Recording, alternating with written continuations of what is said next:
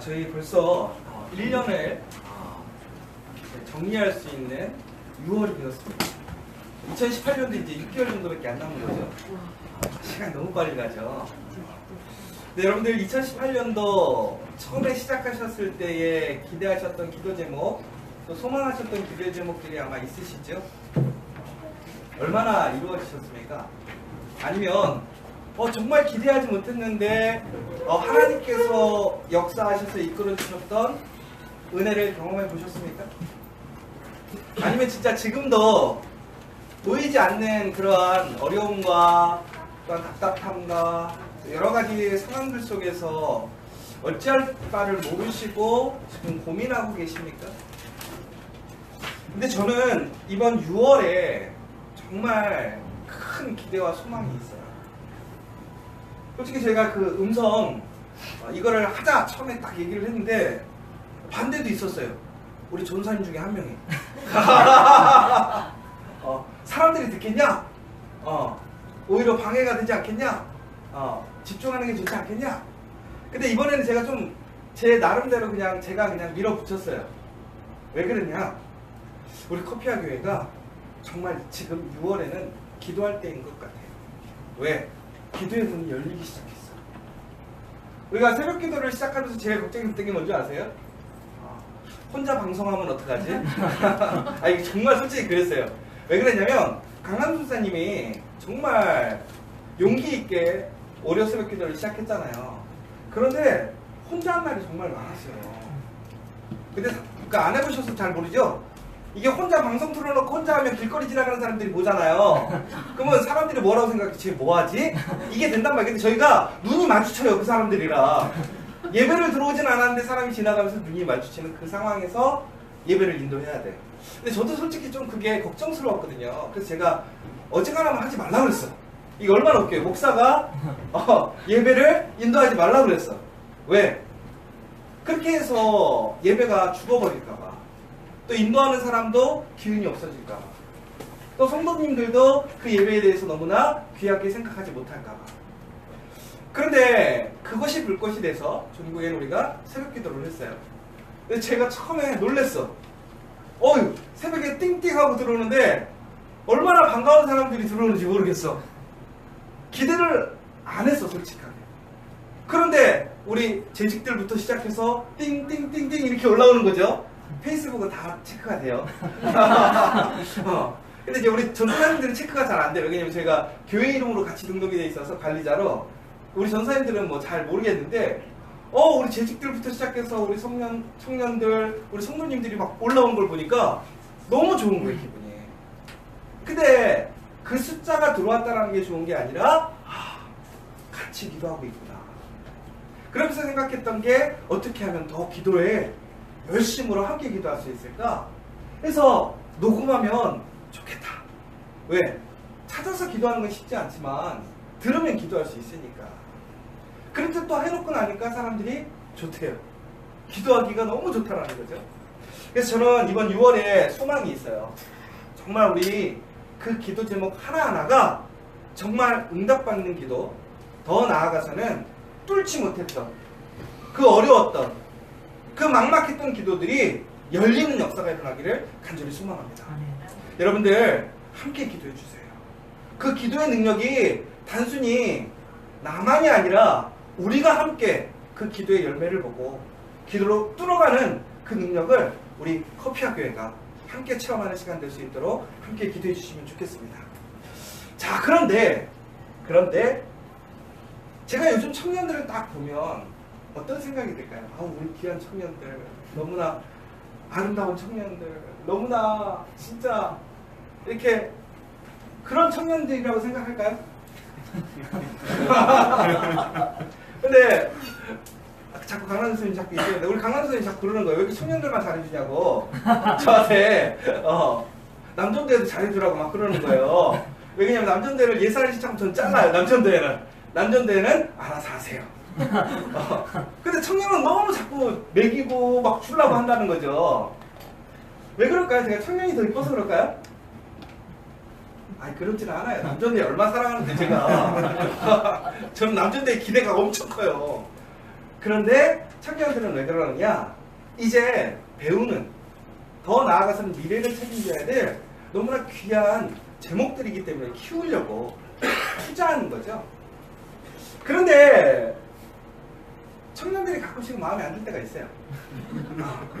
많아요, 솔직히. 근데 이제 사람들이 그 얘기 하잖아요. 아, 우리가 청년이었을 때. 근데 제가 청년이었을 때랑 보면 조금 아쉬운 게 많이 있는 거죠. 그런데 그때 한번 제가 생각을 해봤어요. 2000년도 그 이전의 청년 안민호를 내가 지금 만난다면 내가 그 청년 안민호에게 야, 너 같은 청년이 없어 이렇게 얘기했을까요? 아니면 너 정신 차려라 이렇게 얘기했을까요? 정신 차려라. 우리 청년들이 나보다 나은 것 같아. 그래서 제가 청년들을 불러놓고 얘기를 못하는 거예요. 왜? 나는 그때 너보다 더 못했어.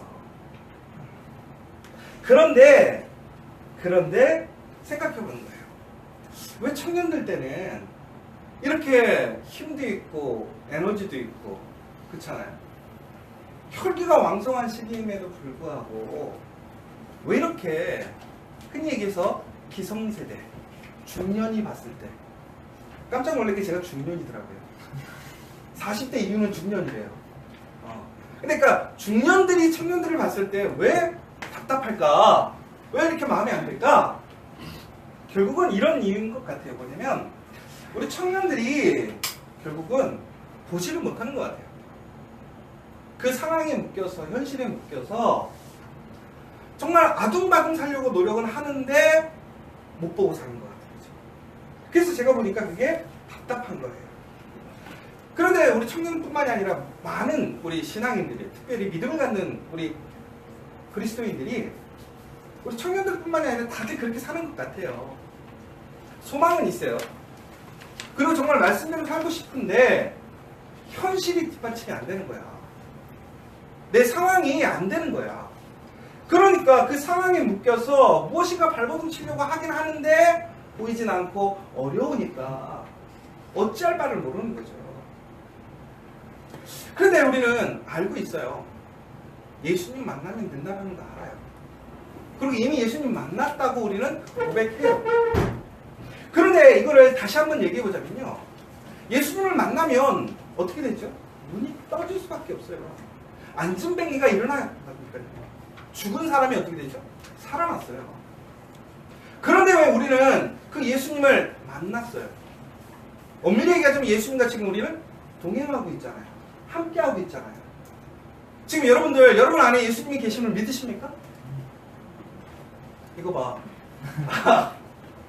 여러분 정말로 여러분 안에 예수님이 여러분과 함께 하심을 믿으십니까? 네. 못 적어가지고. 근데 여러분, 우리는 지식으로만 자꾸 고백을 하는 거예요. 정말로 내가 예수님을 만나면 눈을 뜰 수 있고 내가 살아날 수 있다라는 그 소망이 없는 거야. 믿음이 없는 거예요. 그런데 예수님은 어떠실 거예요? 그 믿음과 소망이 부족해도 계속 내 손을 잡아주십니다. 나에게 와서 내 마음의 문을 두드리시는 거예요. 내가 너와 함께 있다고. 내가 너와 같이 걸어가고 있다고. 나와 손잡고 가면 된다고 얘기를 하시는 거예요. 사랑하는 여러분, 예수님을 다시 찾을 필요가 없어요. 이미 여러분들은 예수님과 함께하고 계십니다. 예수님의 그 능력 안에 있습니다. 하나님의 약속 안에 있습니다. 여러분들 이 사실을 기억하시면 돼요. 그리고 이제 우리가 해야 할 것은 무엇이냐? 그 예수님과 함께 약속으로 나아가면 되는 거예요. 두려워하지 마세요. 의심하지 마시고요. 여러분 정말 믿음으로 예수님과 함께 그 약속으로 나아가는 여러분 되시기를 간절히 소망합니다. 오늘 9장 8절에 보면 이렇게 나옵니다. 이웃 사람들과 전에 그가 거린인 것을 보았던 사람들이 이르되 이는 앉아서 굳건하던 자가 아니냐. 근데 참 재미있는 표현이 있어요. 뭐냐면 9장 8절에 보면 소경에 대한 얘기가 나오지 않습니다. 근데 여기서 소경을 무엇이라고 얘기를 하고 있냐면 거린이라고 얘기를 하고 있습니다. 소경이 거린입니다. 왜 소경이 거린일까요? 결국에는 그 시대의 소경이 일을 할 수 있는 기회가 없습니다. 그가 살아가려면 그는 오직 누군가의 도움을 받아야 됩니다. 그런데 많은 사람들에게 도움을 받으려면 가장 좋은 곳이 어디였을까요? 성전 문 앞에 있는 것입니다. 성전 문 앞에 가보면 대부분의 많은 사람들, 특별히 거린 중에 대부분의 사람들이 어떤 사람들이었냐면 바로 이처럼 병자들 혹은 힘이 없는 사람들이 그 자리에 모여서 구걸 행위를 했다는 거죠. 그래서 사람들은 결국은 이렇게 스스로가 그냥 인식하게 된 거예요. 뭐냐면 소경은 거린이다. 그럼 우리가 거린으로, 그러니까 소경으로 태어나면 그 사람은 결국은 그 사람의 장래의 비전과 어떤 일은 뭐죠? 거린이 될 수밖에 없는 거예요. 왜? 그것만이 해답이라고 생각을 하는 거니까. 그런데 오늘 이 소경이 예수님을 만나서 어떻게 되죠? 눈을 뜨게 됩니다. 그리고 더 나아가서는 그가 이제는 거린이 아니라 자유인이 되었습니다. 정상인이 되었다는 거죠. 예수님을 만나기 전에는 그가 일을 하고 싶어도 일을 할 수가 없었어요. 무엇인가 자기의 신분에 변화를 주고 싶고 그가 새롭게 살고 싶지만 살 수가 없었어요. 그런데 예수님을 만남으로 인해서 어떻게 됐죠? 삶이 달라졌어요. 자유인이 되었어요. 건강한 사람이 되었어요. 그런데 이 소경의 예전에 소망이 뭐였을까요? 내가 눈만 뜰 수 있었으면 나는 무엇이든지 할 수 있을 텐데. 여러분 혹시 그런 일 없으세요? 내가 이것만 되면 나는 다 될 것 같아. 그래서 하나님께 기도한 적 없어요? 하나님 나 대학만 가게 해주세요. 나 취직만 시켜주세요. 하나님 나 저 사람과 결혼만 하게 해주세요. 그럼 내 인생 모든 게 다 풀릴 것 같아요. 하나님 이번에 계약권만 해결해 주세요. 그럼 다 될 것 같아요. 그런데 우리는 어떻죠? 하나님이 응답해 주셔요. 하나님, 그럼 이 소경이 눈을 뜨게 되는 상황이 된 거죠. 그러면 그의 인생이 달라져야 되잖아요. 그쵸? 왜? 그는 능력을 얻었어요. 그는 자유인이 되었어요. 이제 거린이 아니야. 그가 원하는 대로 일할 수 있어. 그러면 그 사람은 완전히 다른 사람이 되어야 되잖아요. 그런데 우리 많은 사람들은 어떻습니까? 눈을 떴는데도 불구하고 어떻게 살아요? 거린으로 살아요. 건강을 회복했는데도 불구하고 어떻게 스스로 인생을 책임지지 못하고 있어요. 하나님께 기도했잖아요. 예수님께 구했잖아요. 이것만 해결해 주시면 내가 정말 잘 살 수 있어요. 하나님의 능력을 경험했는데도 불구하고 은혜를 경험했는데도 불구하고 아직까지도 어떻게 살아요? 소경으로 살아요. 거린으로 살아요. 여러분 결국 눈을 떴다고 하는 것은 뭐예요? 눈을 뜬 사람의 그 삶으로 살아가야 되는 거예요. 우리는 이미 예수님의 능력으로 새 사람이 되었죠. 하나님의 자녀가 되었죠. 더 나아가서는 하나님께서 우리에게 놀라운 약속을 주셨어요. 그런데 우리는 왜 그렇게 살지 못하는 거죠? 결국엔 우리가 아직도 스스로 그 소경의 자리에 머물러 있는 거예요. 누구의 문제예요? 나의 문제예요. 내가 그 소경의 자리를 떠나지 않는 거예요. 소경의 삶을 유지해가고 있는 거예요. 하나님께서 아무리 좋은 능력을 주시고 아무리 좋은 길을 열어주셔도 내가 그 삶으로 나아가지 않아요. 그 삶을 살기를 소망하지 않아요. 그러면 결국은 어떻게 살 수밖에 없는 거예요? 소경으로 살 수밖에 없는 거예요. 여러분 우리가 믿음의 조상 그러면 누구라고 하죠? 아브라함. 여러분 혹시 아브라함을 좋아하시나요? 여러분 나는 이 사람의 인생이 되고 싶어 할 때 아브라함과 같은 사람이 되기를 소망하십니까? 여러분 아브라함은요 너무나 놀라운 복을 받았어요. 은혜를 받았어요. 여러분의 삶이 만약에 아브라함 같은 복을 누리고 아브라함의 그러한 삶을 살아가신다면요, 여러분은 아마 가장 행복한 사람이 되실 수 있습니다. 그러나 이 아브라함은요, 처음부터 그런 믿음의 사람으로 살지 않았습니다. 결과적으로 그는 믿음의 조상 아브라함, 열국의 아버지 아브라함이 되었지만 그의 첫 시작은 아브라함이 아니라 아브람이었습니다. 잘 들으셔야 돼요. 처음에 아브라함의 이름이 아브람, 그렇죠? 그런데 나중에는 뭐가 되죠? 아브라함, 그렇죠? 근데 이 아브람의 그 뜻은 뭐냐면 바로 높은 자, 높은 아버지가 되라는 뜻이었습니다. 그런데 그의 이름이 아브라함으로 하나님께서 계명을 시키시죠. 그래서 열국의 아버지가 된다는 것입니다. 그래서 히브리어로 보자면 매우 한자 차이예요. 그런데 그의 운명과 모습이 바뀌게 됩니다. 아브라함일 때 아브라함은 어떻게 살았느냐? 그는 아주 하나님 보시기에 훌륭하지 않았어요. 그리고 그의 집의 상황을 보자면 결코 평탄한 집이 아니었습니다. 왜? 첫 번째 그 가족의 데라죠. 아버지가 데라인데 그 아브라함의 형제가 3형제였어요. 그래서 첫째가 누구였냐면 아브람, 둘째가 나홀, 셋째가 하란. 맞나요? 성경에 보면 아브라함, 나홀, 하란 나오니까, 그쵸? 근데 아니에요. 아브라함이 막내예요. 하란이 첫째예요. 나홀은 둘째 그대로고. 근데 왜 하란이 뒤로 갔느냐? 성경에 보면 뭐라고 되어 있죠? 데라보다 하란이 일찍 죽었다. 나옵니다. 그쵸? 그리고 그 하란의 아들이 누구냐? 여러분이 잘 아시는 아브라함이 가나안에 가서 정착할 때 데리고 갔던 누구죠? 롯. 그게 바로 하란의 자식이었습니다. 그리고 하란의 딸이 있었는데 그 딸이 누구랑 결혼하냐면 결국에는 나홀과 결혼하고 그 나홀과 결혼해서 나온 아들이 누구였냐면 그 부두엘. 그래서 그게 누구냐면 추후에 야곱이 이제 도망을 가서 결혼하죠. 리브가랑. 그쵸? 그 가족이 그겁니다. 그래서 그 족보가 그렇게 되는데 문제는 이 얘기를 제가 왜 하냐면 그러면 아브라함 가족의 장손이 누구예요? 아브라함 가문의 장손이 누구냐고요? 롯이잖아요. 롯. 그렇죠. 네.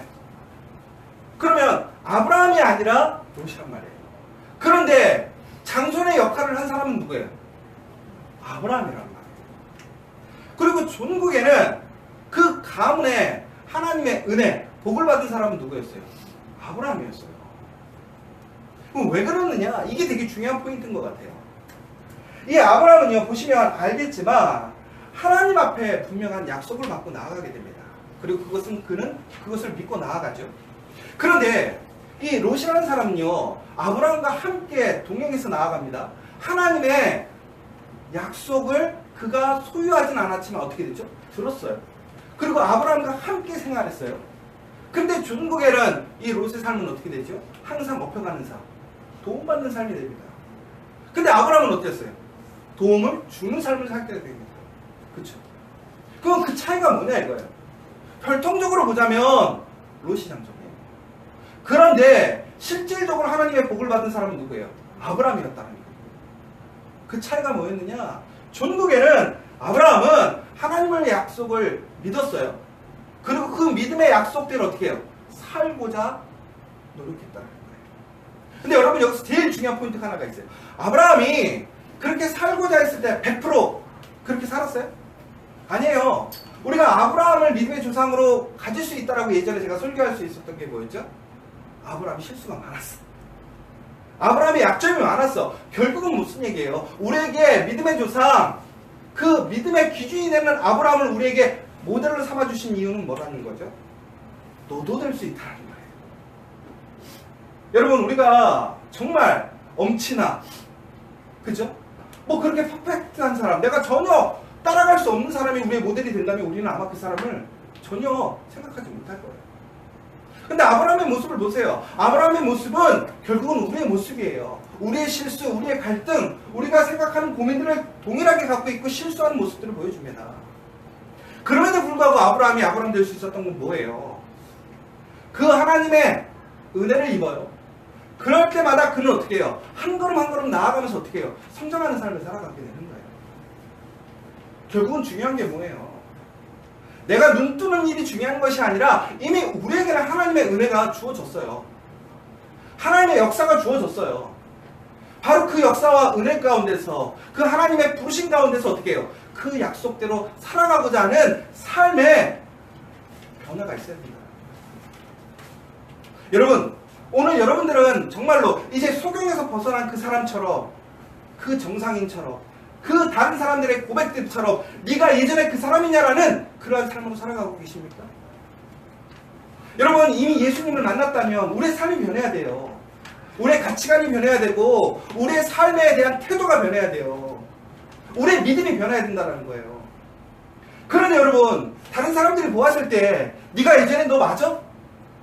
이런 이야기가 나오냐 이거예요. 내가 교회를 다녀.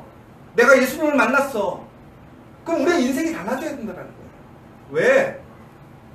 내 삶의 주인이 달라지잖아요. 내 삶의 방향이 달라지잖아요. 목적이 달라지잖아요. 내 삶의 방식이 달라지잖아요. 그러면 결국에는 다른 사람들이 보았을 때 내 삶을 통해서 어떻게 봐요? 그 안에 예수 그리스도를 볼 수 있는 삶이 돼야 돼요. 내가 그렇게 살고자 하는 그 삶에 태도가 있어야 된다는 거예요. 그런데 그 삶이 없어. 내가 예수를 만났는데 기도하지도 않아. 내가 예수를 만났는데 예배를 사모하지 않아. 내가 예수를 만났는데 사랑하지 않아. 내가 예수를 만났는데 궁일이 여기지 않아. 내가 예수를 만났는데 불구하고 불쌍히 여기지 않아.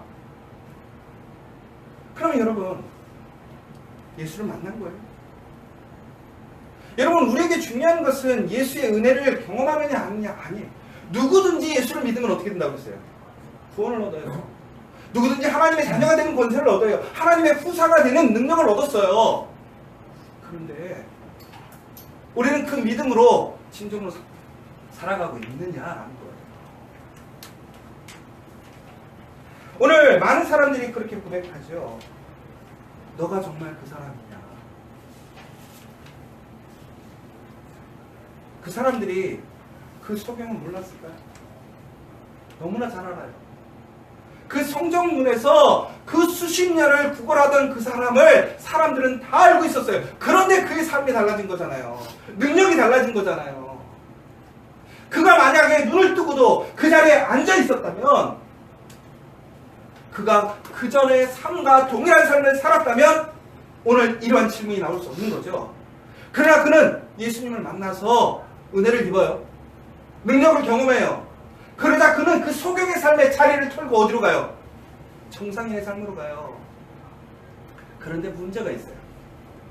여기까지는 좋았어요. 그런데 정상인이 되니까 누가 돈 벌어야 돼요? 내가 돈 벌어야 돼요. 내 인생에 대한 책임을 누가 져야 돼요? 지금 결과적으로 내가 져야 돼요. 자, 선택을 해야 돼요.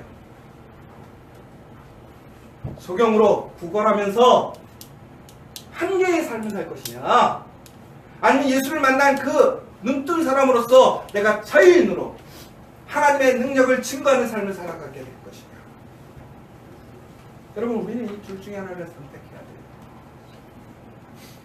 바로 그렇게 될 때 우리는 진정한 하나님의 약속을 더 풍성하게 소유하게 되는 거예요.